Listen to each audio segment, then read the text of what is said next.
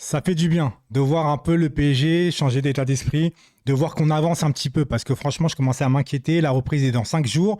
Je me disais quand est-ce qu'on va officialiser l'entraîneur, les joueurs, etc. Ça commence à arriver. Surtout, je suis surpris déjà de la conférence de presse de Luis Enrique. J'espère que vous êtes contents de son arrivée. On va parler bien évidemment de ses avantages, de ses inconvénients et on se retrouve bien évidemment juste après l'intro. Let's go. Okay, let it be known. I'm working hard when I ain't on the phone. This ain't a home, this ain't a phone. Grind never stopping, I'm keeping it cold. Unlocking the door with the holy key. You supposed to be this close to me, and hopefully you understand G.O.D. Maybe this cold. Bien évidemment, vous connaissez déjà la musique maintenant. N'oubliez pas de liker la vidéo pour le référencement, d'activer la cloche de notification si ce n'est pas déjà fait. Si vous n'êtes pas d'abonné et que vous aimez le contenu, abonnez-vous, ça fait toujours plaisir. Alors d'abord, avant toute chose, j'aimerais remercier toutes les personnes avec qui j'étais en live tout à l'heure. C'était vraiment incroyable. On a, pour la première fois de ma live, on a dépassé les 1000 spectateurs en simultané. Voilà, donc c'est un record pour moi. Tout le monde a été bienveillant, etc. Surtout qu'il y a eu du retard. On a commencé à 13h30. Vous avez imaginé le retard qu'il y a eu. Ça, c'est pour moi pas très professionnel. D'ailleurs, j'ai vu un Enrique, un peu un rire forcé. J'ai eu l'impression qu'il était un peu énervé. Ça se comprend parce que tu te dis, putain, mais c'est quoi cette direction? Tu sais, tu commences comme ça en mode, t'es un coach et tout. C'est pas sérieux. Tu sais, t'arrives en retard et tout. Tu te dis, merde. Maintenant, j'avais déjà fait une vidéo sur Luis Enrique. Je veux pas vous en cacher, mais je l'ai supprimé. Parce que dans les désavantages, pardon, j'avais dit qu'il allait sûrement avoir la barrière de la langue. Et il m'a fait fermer ma gueule tout de suite. C'est-à-dire que le mec, il est arrivé. Alors, il a peut-être appris ses phrases, etc. Mais le mec, il parle déjà mieux que français que certains qui sont au club depuis pas mal de temps maintenant. Le mec, il a déjà étudié. Il est déjà incorporé. Il est dans le projet, lui, tu vois. Il est dans le projet et ça, moi, ça me hype. Je suis content de ça, tu vois. Je suis pas là à dire, ouais, on va gagner avec des champions avec lui, etc. Non, moi, je veux juste prendre du plaisir, s'il te plaît. Moi, je suis pas omnibulé par la Ligue des Champions. Ce que je veux, dans le football, ce qu'on aime en tant que supporter, c'est la folie, l'émotion, tu vois. Et moi, je veux de l'émotion. C'est-à-dire que moi, j'en ai marre des petites victoires étriquées contre des petits clubs au parc, etc. Non, je veux un projet cohérent. Je veux une équipe équilibrée. Je veux des actions. Je veux des beaux buts. Je veux un PSG, tu vois. Moi, j'en ai marre de voir mon équipe, en vérité, tu vois, être aux abonnés absents, en vérité. Tu vois, tu prends plus de plaisir à voir l'adversaire que ta propre équipe. Et ça, c'était pas normal. Avec Enrique, il a le système de jeu tiki-taka, tu vois, possession de balle, etc. Maintenant, là où je parlais des désavantages, c'est est-ce qu'il va avoir l'équipe pour mettre en place son équipe? Et là, pour le moment, j'ai des doutes. Alors, même s'il y a des joueurs qui vont arriver, etc., lui, ce qu'il aime bien, bon, déjà, c'est le 4-3-3, vous avez compris. Et surtout, c'est le pressing à la perte de balle, à l'ADN Barça. Et pour le moment, au PSG, pressing après une perte de balle, en plus, c'est un pressing intense. Pour le moment, on n'a pas les joueurs pour. Ensuite, tu as le projet, enfin le délire Mbappé. Mbappé, tu sais que Enrique, il aime bien jouer en possession, etc. Et Mbappé, c'est plus un joueur de transition, c'est pas un joueur de possession. Donc Enrique, je lui fais confiance, il va s'adapter, etc. Mais quand même, ça va devoir, en plus, il va devoir s'adapter aussi à la ville, au pays, parce que je vous rappelle qu'Enrique, hors Espagne, il a juste entraîné l'AS Roma et ça s'est pas forcément super bien passé. Bon, il a entraîné le Celta Vigo, mais c'est en Espagne. Après, il s'est fait un nom au Barça. Et ça, c'est l'inconvénient. Je me suis dit, bon, Enrique, il s'est fait un nom au Barça quand il avait son équipe du Barça Prime. Hein, Messi, Neymar, Suarez, Iniesta, Busquets, etc. Tu vois, il a gagné avec des champions en 2015. Et enfin, j'ai envie de te dire, et là, moi, je suis hypé pour ça. Là, je fais les avantages et inconvénients, mais dans le désordre. On n'en a rien à battre.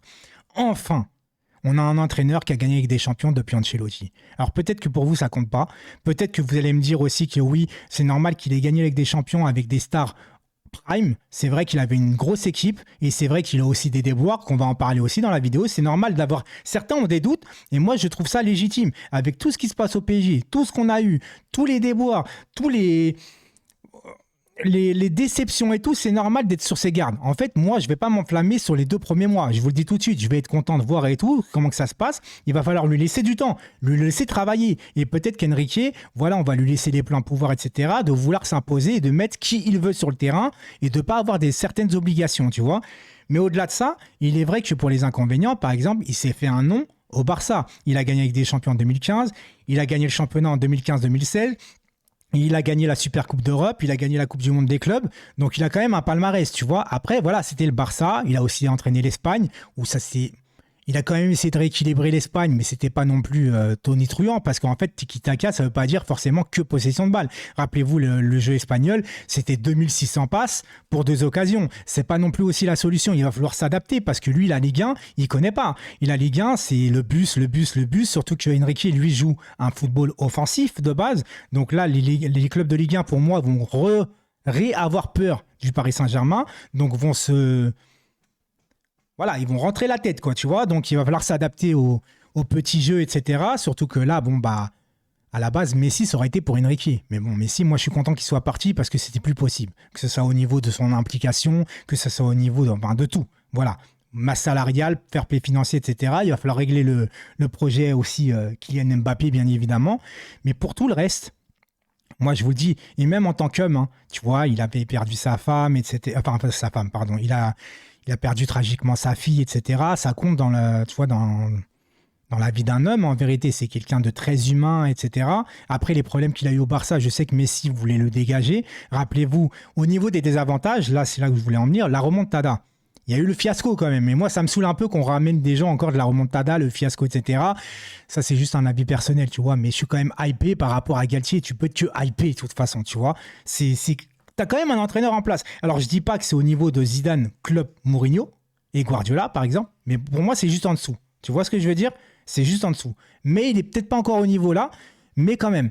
Alors ensuite, c'est vrai qu'il a gagné avec des champions en 2015 avec le Barça. Mais après, on peut se poser les questions, par exemple, au niveau de la remontada, où tu les as éclatés au match aller 4-0, on va pas se mentir. Pourtant, il avait des joueurs exceptionnels, hein. Des Messi, des Suarez, comme je te dis, hein. Des Neymar, des Iniesta, des Busquets. Enfin, il avait une grosse équipe. Pourtant, tu les as éclatés. Ils n'ont pas existé au match aller. D'ailleurs, Kimpembe avait fait de Messi son bébé, tu vois. Donc, après le match retour, oui, il y a eu la remontada, mais c'est surtout la fraude... avec l'arbitrage. Et puis d'ailleurs, juste après ce match, ils ont rencontré la Juve, ils se sont fait éclater. Alors que pourtant, c'était pas une grande Juventus. Donc après, derrière, après 2015, en Ligue des Champions, il n'a pas existé, pourtant avec une grosse équipe du Barça. Donc forcément, il y a aussi des questions qui se posent, mais je reste, pour ma part, en tout cas, hypé. Voilà. Mon mot d'ordre aujourd'hui, c'est « je suis content ». D'avoir Luis Enrique, même si au début je voulais un Mourinho pour mettre des claques à certains joueurs parce que j'en pouvais plus. Maintenant j'attends les joueurs qui vont arriver. On me dit beaucoup de joueurs, pour l'instant il n'y a rien d'officiel, mais je pense qu'avec Luis Enrique qui a été officialisé, peut-être que dans les 2-3 prochains jours, tout le monde va arriver d'un coup. On va avoir des officialisations de partout, on va même plus savoir quelle info on va devoir donner en temps réel.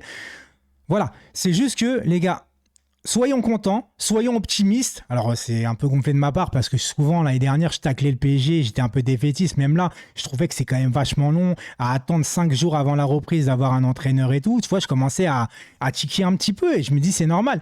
Mais que les joueurs ne soient pas officialisés, peut-être qu'ils attendaient l'entraîneur. Et ça, c'est un changement pour le Paris Saint-Germain.